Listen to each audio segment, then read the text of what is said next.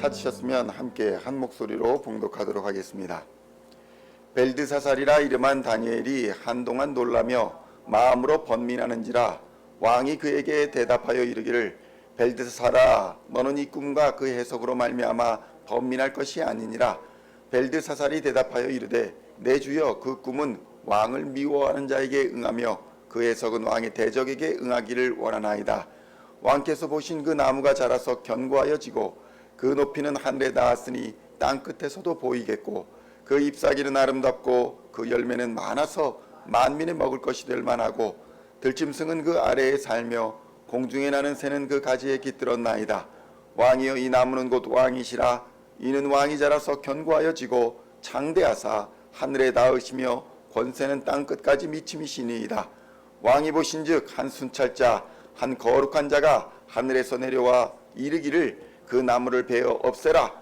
그러나 그 뿌리의 그루터기는 땅에 남겨두고 쇠와 놋줄로 동이고 그것을 들풀 가운데에 두라. 그것이 하늘 이슬에 젖고 또 들짐승들과 더불어 제 몫을 얻으며 7대를 지나리라 하였나이다. 왕이여 그 해석은 이러하니이다.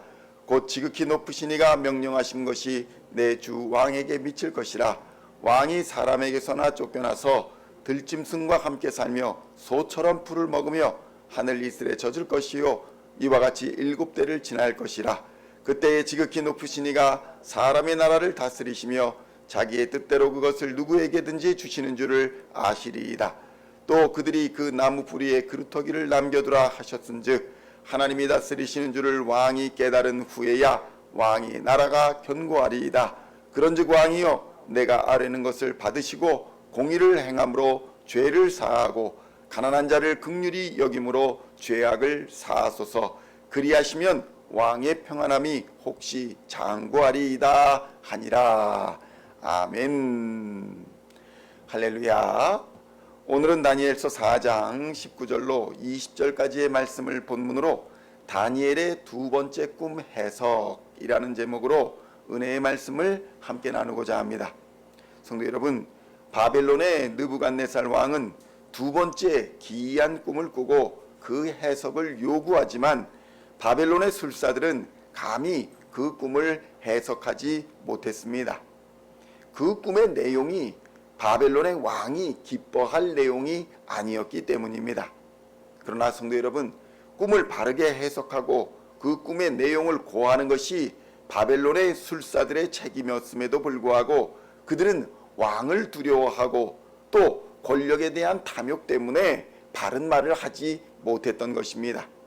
성도 여러분, 우리가 세상을 살다 보면 때로는 하나님의 뜻대로 사는 것이 손해처럼 여겨질 때가 있습니다. 야, 저 사람은 하나님의 뜻대로 살지 않고 참 자기 잔머리 굴려서 사는데 잘 사는 것처럼 보이고 승승장구하는 것처럼 보이고 고위 관료가 되는 것처럼 보이는 때가 있다는 것입니다. 세상과 적당히 타협을 하고 누이 좋고 매부 좋다 하는 식으로 어떻게든 되겠지 하고 책임지지 않는 태도로 사는 사람이 성공하는 것처럼 보이는 때가 있다는 것입니다. 그러나 성도 여러분, 결국에는 그 사람들도 어두움에 빠지고 어려움에 빠지고 고난에 빠지는 때가 반드시 오게 되어 있습니다. 어떻습니까? 한국의 전임 대통령의 말로가 얼마나 비참하고 비극적입니까? 바른 공무원 정신을 가진 사람들이 직언을 하고 또 기독교계의 지도자들이 아첨하지 않고 바른 하나님의 말씀과 공의와 사랑을 대통령을 향한 진심과 존경을 담아 전했다면, 손해를 감수하고도 하나님의 뜻을 전했다면 과연 오늘날에 그 대통령의 굴욕이 있었을까 하는 생각도 하게 되는 것입니다. 오늘 다니엘의 태도를 보면 나라의 녹을 먹는 자의 바른 태도, 공무원의 바른 태도, 직업인의 바른 태도, 그러니까 그리스도인 직업인, 그리스도인 지도자의 바람직한 태도를 다니엘을 통해서 우리가 볼 수 있는 것입니다. 다니엘은 비록 적국이었던 바벨론의 포로로 잡혀가서 그곳에서 박수장으로 살아야 했지만 그는 바벨론의 왕을 세우신 분이 바로 하나님이라는 사실을 인정했습니다. 적국의 왕이라도 그 왕을 세우신 분이 하나님이라는 사실을 인정했던 것입니다. 그리고 그의 마음은 그러한 하나님을 두려워하고 하나님을 경외하는 마음에서 출발하여서 느부갓네살을 바벨론의 왕으로 존경하고 인정하며 하나님 세우신 지도자로서 바르게 살기를, 바르게 지도하기를, 바르게 다스리기를 간구하는 그런 마음의 태도가 오늘 본문에서 잘 드러나고 있는 것입니다. 다니엘서 4장 19절의 말씀을 함께 봉독하겠습니다. 벨드사살이라 이름한 다니엘이 한동안 놀라며 마음으로 번민하는지라 왕이 그에게 말하여 이르기를 벨드사살아 너는 이 꿈과 그 해석으로 말미암아 번민할 것이 아니니라. 벨드사살아 대답하여 이르되 내 주여 그 꿈은 왕을 미워하는 자에게 응하며 그 해석은 왕의 대적에게 응하기를 원하나이다. 어떤 일이 벌어지고 있습니까? 왕의 꿈을 듣고 그 꿈을 해석하기 전에 그는 왕이 아니라 이 꿈이 그의 대적들에게, 왕의 대적들에게 응하기를 원한다, 이렇게 말하고 있는 것을 볼 수 있습니다. 성도 여러분, 악한 왕이 되었든지 선한 왕이 되었든지 아무나 그냥 나라의 지도자가 되는 것은 아닙니다. 왕이 무엇입니까? 하나님을 대신하여 나라의 질서와 정의를 세우고 백성들을 지키며 보호하는 사명을 가진 존재가 바로 왕이며 그 나라의 지도자가 아니겠습니까? 그래서 다니엘은 안타까웠던 것입니다. 입에 발린 말로 거짓말을 하여서 지도자의 눈을 가리기를 원하지 않았습니다. 아무리 이방 제국이라 할지라도, 아무리 바벨론 제국이라 할지라도 느부갓네살은 하나님이 세우신 왕으로서 그 책무, 백성을 지키고 보호하며 그런 책무를 다하기를 다니엘은 원했다는 것입니다. 비록 나쁜 예언이라도 이 나라의 지도자에게 이루어지는 것을 원하지는 않았지만 그럼에도 불구하고 왕이 잘못하고 있는 것에 대해 침묵하지 않았습니다. 분명하게 할 말을 하는 충성된 신하로서의 위치를 분명히 했던 것이 다니엘의 바른 태도였던 것입니다. 성도 여러분, 이것이 바로 그리스도인 공직자의 바른 태도인 것입니다. 당신은 어떤 시대입니까? 왕이 다스리는 시대입니다. 바벨론 왕은 서슬이 시퍼렇던 권력자였습니다. 왕의 말이 곧 법이었습니다. 그런데 다니엘은 왕의 신하이기 이전에 자신은 하나님의 백성이며 하나님의 신하라는 사실을 깨달아 알고 있었습니다. 그래서 그는 몸은 바벨론 땅의 신하로서의 삶을 살아가지만 바벨론의 지도자인 느부갓네살 왕을 향해서 담대하게 하나님의 말씀을 선포했던 것입니다. 하나님의 말씀, 하나님의 뜻은 과연 무엇이었겠습니까? 다니엘의 선포한 내용은 두 가지로 볼 수 있습니다. 첫 번째는 다니엘은 바른 마음으로 해석을 했다는 것입니다. 굽은 마음, 진실을 왜곡하는 것이 아니라 바른 마음, 바른 정신으로 이 꿈을 해석했습니다. 다니엘서 4장 24절의 말씀을 함께 봉독하겠습니다. 왕이여 그 해석은 이러하니이다. 곧 지극히 높으신 이가 명령하신 것이 내 주 왕에게 미칠 것이라. 무엇입니까? 지극히 높으신 이가 명령하신 것이 곧 내 주 왕에게 미칠 것입니다. 이렇게 바른 해석을 하고 있는 것입니다. 다니엘은 왕의 꿈을 듣고 결코 왕의 귀에 듣기 좋은 말을 하여서 간신히 되는 길을 선택하지 않았습니다. 성도 여러분, 실로 그리스도인의 직업 윤리가 이러한 것입니다. 예의와 질서를 지키되 바른 말을 할 수 있어야 한다는 것입니다.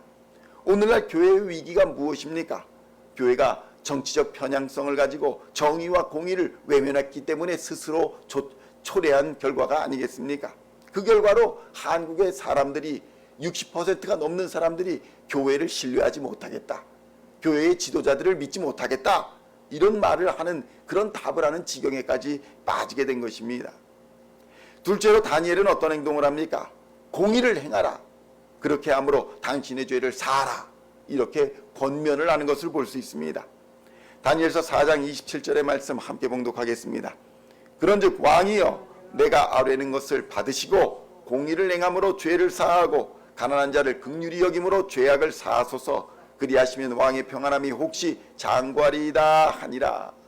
다니엘이 무엇을 말합니까? 죄를 두 가지를 지적합니다. 공의를 행하지 않았다 당신이, 그리고 당신이 가난한 자를 긍휼히 여기지 않았다, 이것을 선언하고 있는 것입니다. 느부갓네살이 그동안 공의롭지 못한 행동을 일삼아왔다, 이것을 지적한 것입니다. 그것이 그에게 죄가 되고 있다, 이것을 지적했습니다. 꿈의 해석을 통해서 이제라도 공의를 실천하는 왕이 되시오. 그동안 지었던 죄를 씻어내기 위해서 노력하시오. 이렇게 직언을 했던 것입니다. 그리고 이어서 무엇이라 말합니까? 가난한 자들을 긍휼히 여기지 않았다. 그것이 당신의 죄악이 되었소. 이렇게 구체적인 방향을 제시합니다. 공의를 행하시고 그리고 가난한 자를 돌보시오. 이것은 하나님이 우리에게 말씀하신 것과 동일합니다. 하나님을 사랑하고 이웃을 사랑하시오. 이것이 바로 이 말씀에 들어있는 내용 아니겠습니까? 사실 그는 전쟁에서 승리한 후에 포로들을 바벨론 도시의 건설과 그리고 공중정원의 토목공사에 투입해서 엄청난 노동에 시달리게 한 그런 이력이 있었습니다. 그러니까 강포한 말로 사람들을 괴롭게 하고 그리고 노동력을 착취하는 그런 일들이 있었다는 것입니다. 그러니까 이러한 정의를 세우고 그리고 가난한 자들을 긍휼히 여긴다면 하나님께서 혹시 꿈을 되돌리시고 평안함과 장구함을 주시지 아니하겠느냐, 이렇게 하나님 믿는 자의 바른 태도로서 권면하는 모습을 볼 수 있는 것입니다. 다니엘은 사사로운 이익을 위해서 하나님을 이용하지 않았다는 것입니다. 하나님이 주신 지혜를 자기의 이익을 위하여 구하지 않았다는 것입니다. 하나님의 뜻을 그대로 받아들였지만 세상의 지도자를 존경하는 마음으로, 사랑하는 마음으로, 그가 잘 되기를 바라는 마음으로 직언을 했던 것입니다. 성도 여러분, 이것이 바로 그리스도인들의 바른 태도입니다. 하나님 주신 직분을 인정하되 하나님의 공의와 뜻을 바르게 세우고 전달할 수 있어야 하는 것입니다. 그러므로 성도 여러분, 오늘도 우리를 이 땅에 보내시고 사명을 맡기시는 하나님의 뜻을 바로 깨달아 하나님의 나라와 의를 구하며 세상의 지도자를 위해서 사랑하고 존경하는 마음으로 기도하고 또 하나님 사랑과 이웃 사랑을 실천하는 우리 시온의 모든 성도님들 다 되시기를 우리 주 예수님의 이름으로 간절히 축원드립니다. 기도하시겠습니다. 하나님 아버지, 감사합니다. 하나님께서 우리를 이 땅에 보내시고 기업인으로 또 직장인으로 또 공무원으로 여러 가지 직분으로 맡기시며 하나님께서 이 세상을 살아가도록 역사하여 주시니 감사합니다. 하나님께서 하나님을 사랑하는 자로, 이웃을 사랑하는 자로 우리에게 직분 맡기셨사오니 그 직분 잘 사명 감당하도록 주님 역사하여 주시옵소서. 다니엘의 이 공직자로서의 태도를 지켜보면서 하나님께서 그에게 맡기신 사명을 믿음으로 감당하고 담대하게 선언했던 그 사랑의 선포, 또 그 긍휼함의 선포가 우리 안에도 역사하여 주시어서 오늘날 우리도 성령의 능력으로 그렇게 믿음의 담대함을 가지고 살아갈 수 있도록, 그리하여 빛과 소금의 역할을 감당하며 하나님께 영광 돌리는 삶을 살아갈 수 있도록, 하나님과 사람 앞에 칭찬받는 삶을 살아갈 수 있도록 주님 역사하여 주시옵소서. 감사를 드렸고 우리를 구원하신 우리 주 예수 그리스도의 이름으로 간절히 기도하옵나이다. 아멘.